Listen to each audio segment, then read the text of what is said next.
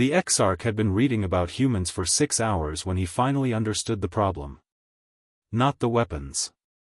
Not the fleet configurations, the population data, the territorial maps his cartographers had rendered in bioluminescent ink across the war table.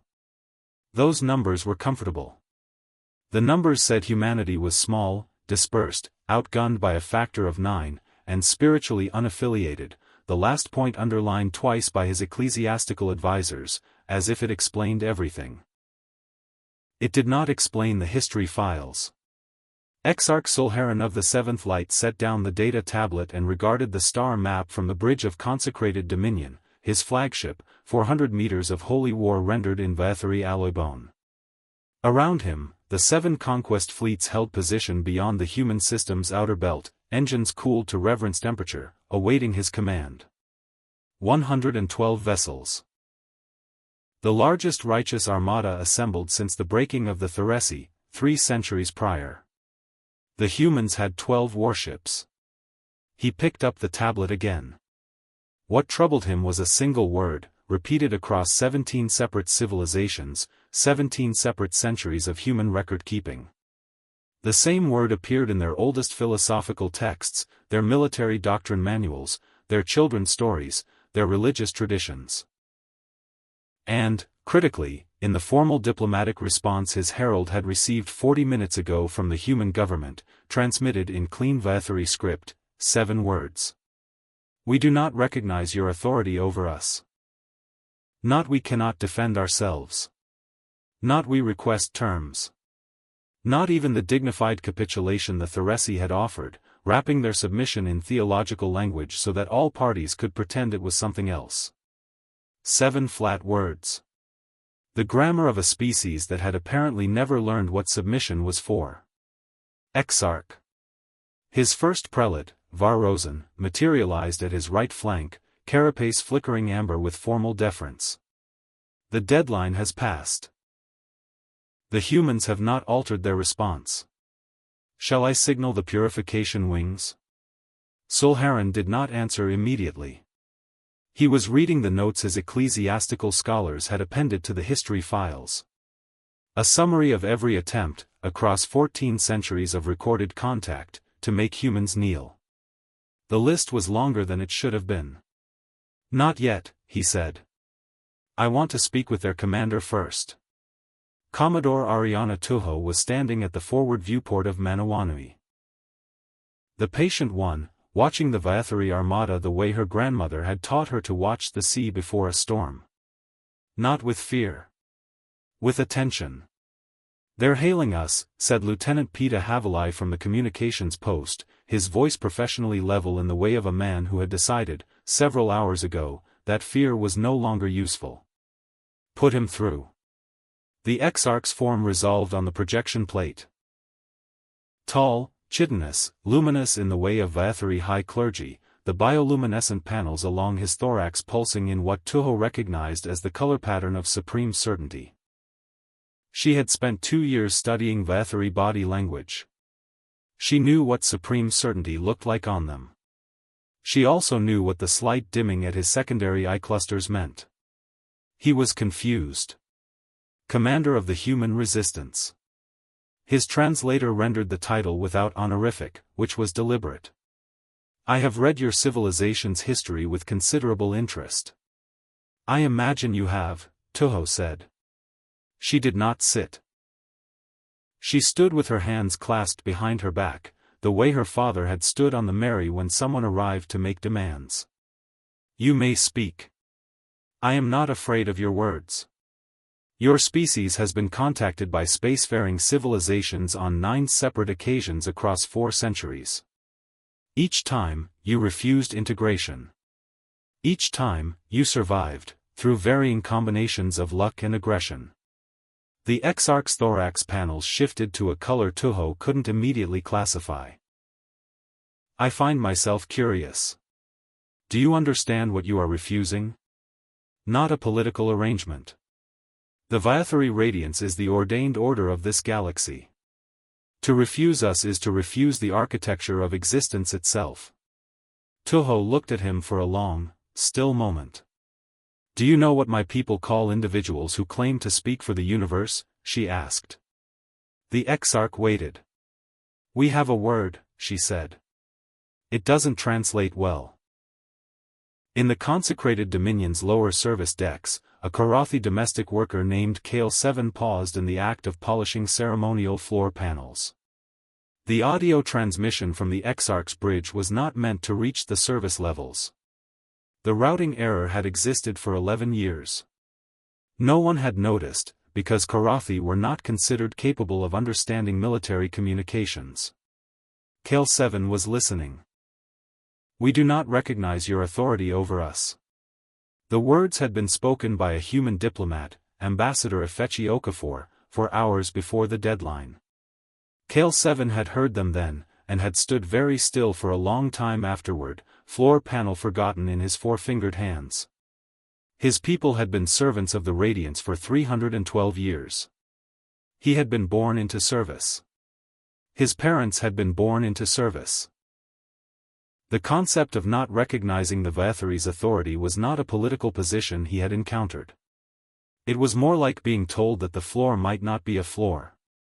He kept polishing. But something had shifted behind his eyes, quiet as a fault line. The Exarch's second transmission to Tuho was not a negotiation. It was a demonstration.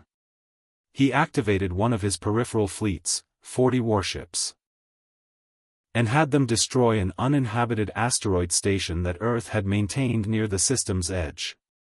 The destruction took 11 seconds. The detonation was visible with the naked eye from Manawanui's bridge.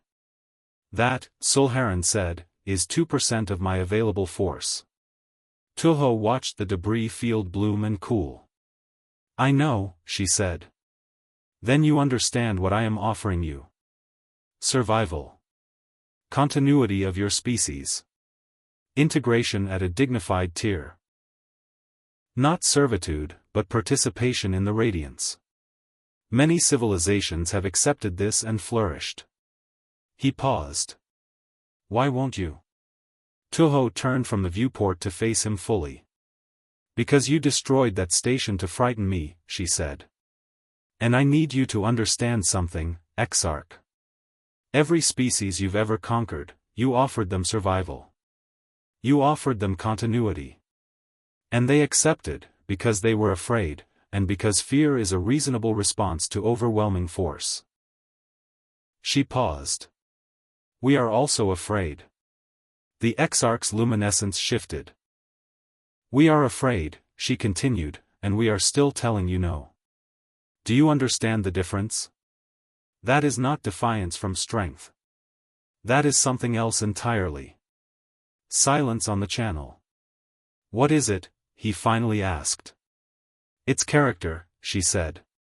You can't conquer it. You can only kill it. And if you kill it, you haven't conquered anything. You've just made us into ash, which isn't a subject population. It's a graveyard. She cut the channel. Havalai looked up from his post. Commodore. He's going to fire. I know, she said. Begin broadcasting on all open frequencies. Full spectrum. Make sure every vessel in that armada can hear us. What are we broadcasting? Our refusal, she said. Again. And again. At maximum power. I want every Karathi servant on every one of those ships to hear it. Kale 7 heard it. The message cycled every 4 minutes across the open spectrum, the human's voice steady and clear. We do not recognize your authority. We do not recognize your authority. We. He set down the floor panel. He had been polishing this same section of corridor for 11 years. He knew every centimeter of it. He knew the Vathari officer who passed this way each morning, what she ate, the sound of her footsteps, the particular way she looked through him rather than at him. He stood up straight for the first time he could remember. When the officer passed, she looked at him, actually looked, because the posture was wrong. And Kale 7 met her gaze directly. What are you doing? She demanded. Standing, he said. He was not the only one. Across the Armada's 112 vessels, in the service corridors and engine rooms and waste processing levels where 30,000 Korathi workers had spent their lives invisible, something was moving. Not a plan. Not a revolution with generals and strategy. Just a slow, terrible remembering. We do not recognize your authority. 312 years of recognition, dissolving. The Exarch ordered the first strike wave. 40 warships opened fire on the 12 human vessels simultaneously, a coordinated annihilation pattern the Radiants had used to end 64 civilizations. The human fleet moved. Not to retreat. Not to return fire. Manawanui and her 11 companions executed a dispersal pattern that the Vathari targeting systems had not modeled, not because it was technologically novel, but because it assumed the humans would keep moving rather than stop. They scattered to the dispersal points, and then went completely still. Targeting systems locked. Recalculated. Lost acquisition. They've gone cold, Var-Rosen said. All power signatures have ceased. That's not possible. They're in vacuum. Life support. They've closed life support. They're running on reserves. Var-Rosen's panels flickered erratic gold. Exarch. They would suffocate before our targeting recalibrates. Then they're dying, he said. Or, Var-Rosen said slowly, they're waiting. They've calculated that our recalibration takes longer than their reserves last. Solharan stared at the dead space where 12 warships had vanished into sensor silence. They'd rather die than show us a power signature to target? It appears so. He had conquered 64 civilizations. Not one of them had chosen to suffocate slowly in dark, cold hulls rather than give him something to aim at. A sound reached the bridge. Not an alarm. A commotion, deep in the ship, from the service levels. Exarch. His security prelate's voice, stripped of all formal inflection. We have an incident. The Korathi. The lights went out. Kale Seven's hands, it turned out, knew the consecrated Dominion's power routing architecture better than any Vathari officer. He had maintained it for 11 years. He knew which 3 conduits, severed in sequence, would take the flagship's weapons offline for exactly 22 minutes before backup systems engaged. He had 22 minutes. The emergency channel crackled with Tuho's voice, clear as a bell, all human vessels, power on. All human vessels, now. 12 warships lit up simultaneously in the dark. They did not destroy the Vathari armada. They targeted the communication arrays of every vessel in range, surgical, precise, isolating each ship from the others, cutting the Radiance's fleet into 112 separate silences. Then they broadcast, on repeat, on every Vathari internal frequency, a single message. Not a threat. Not terms of surrender. A recording. 4 hours old. Ambassador Ifechi Okafor's voice, calm and unhurried, we do not recognize your authority over us. In 31 vessels, the Korathi workers heard it, and sat down. In 6 vessels, they did what Kale 7 had done. In 4 vessels, they opened the hangar doors and let the Korathi workers leave. Solharan, standing in the dark of his powerless flagship, fully understood, for the first, terrible, last time, what he had been misunderstanding for 6 hours. He had come to conquer a civilization. What he had encountered was an argument. A simple, 7-word argument, which his own empire had now heard, and could not unhear. The mathematics of divinity require that no one question it. The moment a single subject looks up and says I don't believe you, the equation breaks. Not slowly. Immediately. All at once. 22 minutes later, when backup power restored the consecrated Dominion's weapons, the Exarch did not fire them. He sat in the cold of his command throne for a long time. Then he opened a channel to Manawanui. Tuho was drinking tea. HFY had made it during the 22-minute darkness, because something had to be done with the hands. You knew, Sulharan said. Not accusing.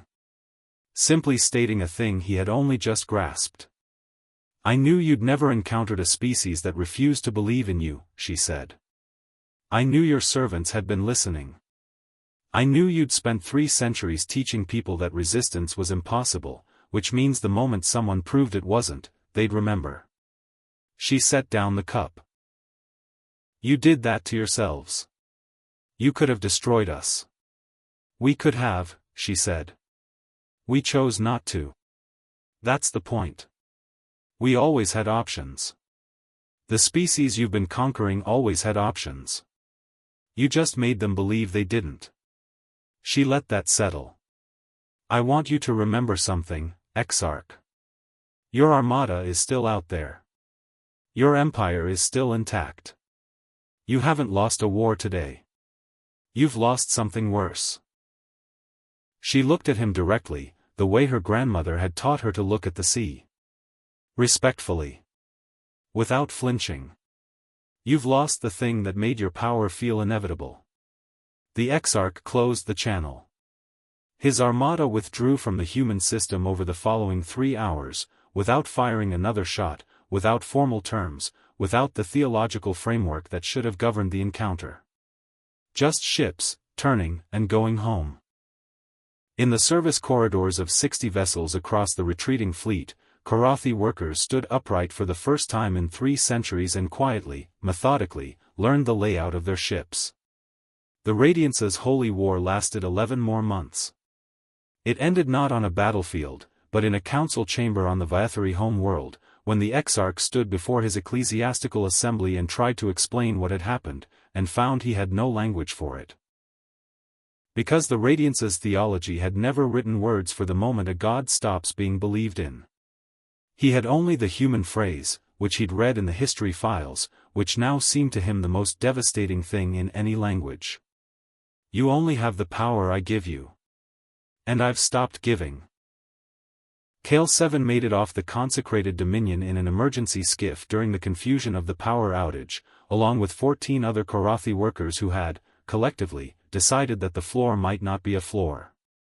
Tuho's crew pulled them aboard Manawanui 6 hours later. He stood in the airlock and looked at Tuho, and she looked back, and neither of them spoke for a moment.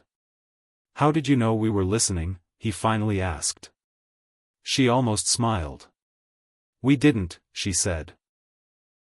We just decided that if we were going to say something, we might as well say it loudly. He thought about that. 312 years of silence, broken by one species that simply refused to be quiet about what it believed. We had the same word, he said slowly. Before the Radiance. Before all of it. In our oldest records. He paused. A word for the thing you did. For refusing to call a bully a god. What's the word? Kale 7 was quiet a moment, translating. Remembering yourself, he said. In the span of 11 months, 39 formerly conquered species heard what humanity had done, and one by one, in different ways, in different languages, on different worlds, they used that word. The Vathari Radiance did not fall to weapons. It fell to the oldest force in the galaxy, the force that empires have always feared more than armies, more than fleets, more than any weapon that can be aimed or fired or detonated, the quiet, catastrophic, irreversible moment when the conquered look up, recognize the fraud, and simply remember who they were before they forgot. Dignity, it turns out, is not something you can conquer. You can only make people forget they have it. And all it takes to remind them is one voice, 12 ships, cold in the dark, suffocating rather than surrendering, saying clearly, to anyone who will listen. We don't kneel.